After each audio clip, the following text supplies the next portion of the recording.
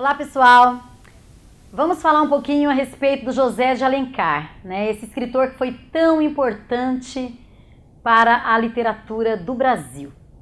O José de Alencar, ele começa a sua literatura dentro de um projeto que pretendia abarcar todas as regiões brasileiras. Houve críticas contra ele porque ele queria abrasileirar demais a língua, né? E houve também muitos elogios. E hoje em dia, olhando para tudo que o José de Alencar deixou contribuindo para a nossa cultura de maneira geral, nota-se que as intenções eram muito boas. Há altos e baixos em sua literatura, mas vamos considerar que ele era, sem dúvida, um intelectual muito engajado, né, com as causas da cultura brasileira.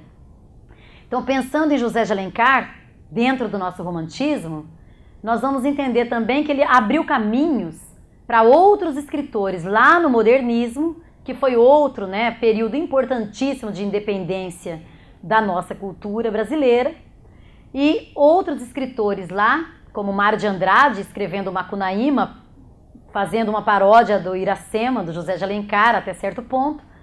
De maneira simpática, ele se refere a José de Alencar, sim, como um grande mestre que teria, com muita liberdade, né, procurado um projeto de nacionalização da literatura e de outras maneiras da cultura brasileira. O José de Alencar, então, escreveu obras que estão dentro de vários estilos.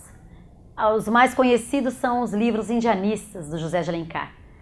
O Birajara, o Guarani e também Iracema.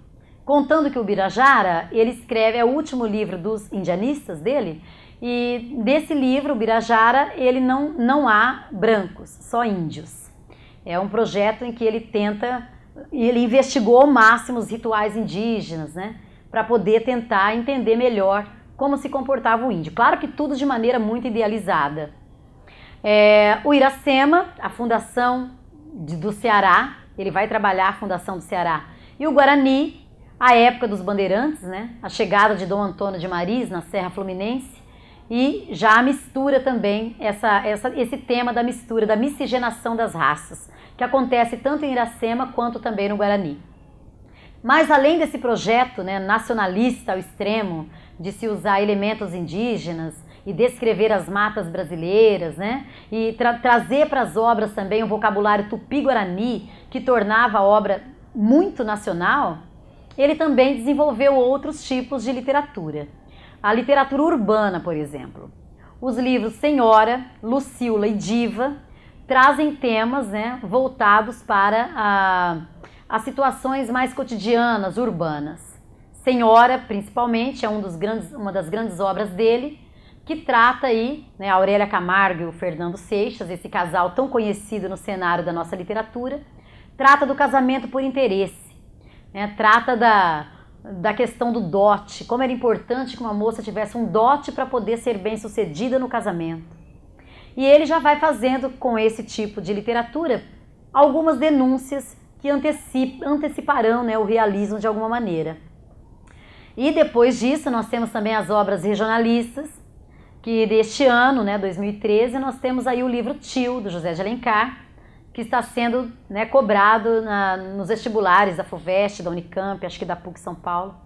E o livro Tio mostrando a região do interior de São Paulo, o Rio Piracicaba, né, mostrando também a maneira como as personagens se vestiam, o jeitinho de falar do interior de São Paulo, todo aquele cenário, plantação de milho, fazendas de cana-de-açúcar, fazendas de café, tudo isso então acaba regionalizando a obra Tio, que penso ser a mais importante para vocês que estão prestando vestibular, né?